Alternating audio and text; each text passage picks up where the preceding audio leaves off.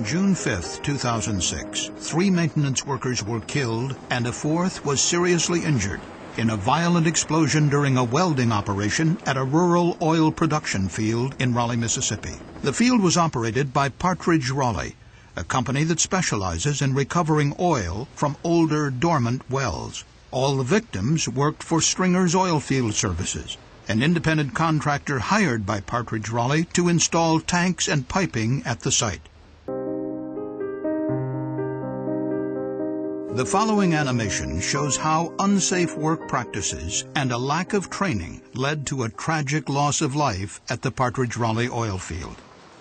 The oil field had 4 tanks. 1 was for wastewater, 2 were storage tanks that held oil prior to sale, and a 4th larger tank, a so-called production tank, received oil from the well. A Stringer's Oilfield Services crew arrived and began work to connect a pipe between the large production tank and the nearest storage tank. To prepare for welding, contract workers removed the hatch from the large production tank to clean and air it out. They then checked for remaining flammable hydrocarbons in the tank by using an unsafe and unreliable technique, inserting a lit oxyacetylene torch to check for a flash from ignition. The big tank was in fact empty, but crude oil remained inside one of the storage tanks, warming under the morning sun. Unseen by the workers, flammable vapor from the crude oil was flowing from that tank into the other storage tank through an overflow line, and then out into the atmosphere through an uncapped 3-inch pipe. This open pipe end was just 4 feet away from where they planned to weld. In order to provide a platform for the welder, a ladder was placed horizontally between the 2 tanks. To stabilize the ladder, 2 workers stood on top of one end. A foreman observed the work from atop the production tank. The welder, who was perched on the ladder but wore a safety harness secured to the tank, began by making 2 small welds to a pipe fitting. Sparks showered from the welding process, igniting the flammable vapor that was escaping from the open pipe end. Flames flashed back through the open pipe into the storage tank, causing an explosion which blew off the tank lid and the ladder that 3 of the workers were standing on. Flames shot through the overflow pipe into the next tank, causing an even more violent explosion from the flammable hydrocarbons inside and blowing its lid off as well.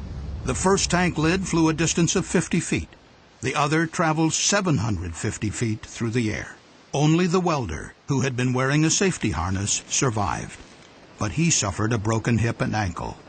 The CSB investigation identified several unsafe work practices that contributed to the likelihood or severity of this accident.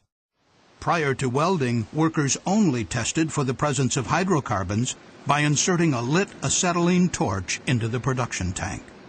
The workers did not use a flammable gas detector to test for vapor, which could have warned them that dangerous vapor was flowing out of the open pipe near where they planned to perform welding.